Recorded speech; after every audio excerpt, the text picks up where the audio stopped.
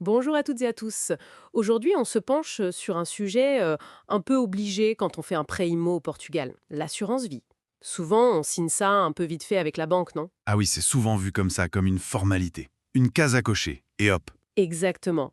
Mais derrière ce terme Seguro de Vida, il y a pas mal de choses différentes en fait. Tout à fait.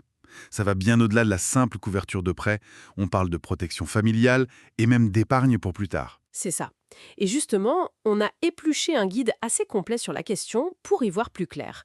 L'idée, c'est de comprendre comment ça marche vraiment au Portugal. Et surtout, comment transformer cette obligation apparente en un vrai choix pour sa sécurité financière. Alors, allons-y, regardons ça de plus près. Déjà, ce Seguro de Vida, c'est pas un seul produit, hein. Non, non, pas du tout. En gros, t'as l'assurance décès classique pour protéger tes proches si tu disparais, ça verse un capital. D'accord. Et puis, il y a celle que tout le monde connaît, ou presque, les au crédit immobilier. Oui, le fameux Seguro de Vida Crédito Habitation. Celui-là, les banques, elles l'exigent quasi systématiquement. Et souvent, il y a des garanties invalidité qui vont avec, c'est ça? C'est ça. Et il faut pas oublier non plus les produits d'épargne retraite, les PPR, plans d'épargne retraite. Techniquement, c'est aussi une forme d'assurance vie. Ah oui, mais là, l'objectif est différent, c'est pour se constituer un capital pour la retraite. Exactement, c'est de la capitalisation. L'argent travaille, il génère des intérêts, souvent avec des avantages fiscaux. C'est vraiment de l'épargne long terme. Ok. Revenons à l'assurance emprunteur, parce que c'est souvent par là qu'on entre dans le sujet. Les banques demandent quoi au minimum? En général, c'est décès et invalidité absolue et définitive, l'IAD. C'est la base pour couvrir le remboursement du prêt si le pire arrive. Mais est-ce qu'on est obligé de prendre l'assurance que la banque propose? Parce que souvent, elle n'est pas donnée, hein. Alors là, non. Et ça, c'est hyper important. La loi portugaise est claire. On a le droit de choisir son assureur. C'est la délégation d'assurance. Ah, donc si je trouve moins cher ailleurs, avec les mêmes garanties, La banque ne peut pas refuser.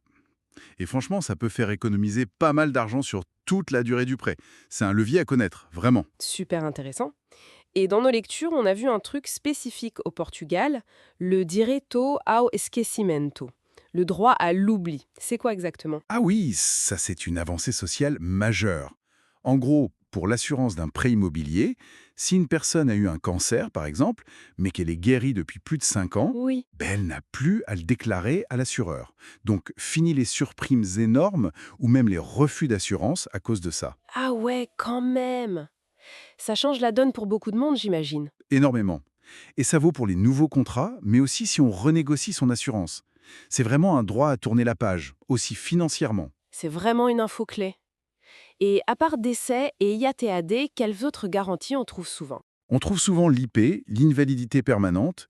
Elle couvre des taux d'invalidité, disons, moins sévères que l'IATAD, genre 60-66%, mais qui empêchent quand même de bosser. D'accord. Et puis, il y a une option parfois maladie grave. Là, si on vous diagnostique une maladie sérieuse, listée dans le contrat, genre AVC, cancer, l'assureur verse une partie du capital tout de suite.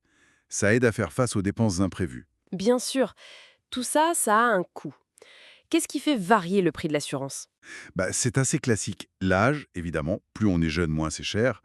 L'état de santé aussi, le montant qu'on veut assurer, la durée, et puis les garanties qu'on choisit. On peut avoir une idée, même vague. Un exemple? Allez, très vite fait, un homme de 30 ans, non-fumeur, qui assure 100 000 euros juste pour le décès, ça peut tourner autour de 10-15 euros par mois. Mais bon, ça dépend vraiment de chaque situation, hein. Et le point crucial, quand on signe, c'est quoi? La déclaration de santé, faut être hyper honnête. Le questionnaire médical, c'est la base de tout. Parfois, il y a des examens en plus. Aïe! Le contrat peut être annulé. Et là, au moment où on en a besoin, il n'y a plus rien. C'est vraiment la confiance qui est en jeu. C'est noté. Et pour les bénéficiaires, il y a des trucs à savoir au Portugal? Oui, on peut désigner qui on veut, mais attention un peu aux règles de succession portugaises. Si le bénéficiaire n'est pas un héritier direct, Oui. le capital pourrait être réduit pour respecter la part qui revient légalement aux héritiers dits réservataires. C'est un peu technique, mais un petit coup de fil à un juriste peut clarifier ça pour être sûr que nos volontés soient bien appliquées. Ok. Et si on devait retenir un conseil majeur, surtout pour l'assurance du prêt? Comparez. Vraiment comparer les offres. Ne prenez pas la première venue, surtout pas celle de la banque, sans vérifier ailleurs. Utilisez ce droit à la délégation. C'est là qu'on peut gagner de l'argent et avoir une couverture mieux adaptée. Il existe même des spécialistes pour aider, y compris pour les francophones apparemment. Oui, tout à fait, des courtiers ou des compagnies qui connaissent bien les besoins des expatriés. Donc, en résumé, Ce Seguro de Vida, c'est pas juste une paperasse pour la banque, c'est un vrai outil financier avec ses règles, ses options et des points positifs comme ce droit à l'oubli. Exactement. Bien choisi, bien compris, ça peut vraiment être un pilier de sécurité important quand on vit au Portugal. Et pour finir, une petite question pour réfléchir. Et si on arrêtait de voir cette assurance juste comme une charge?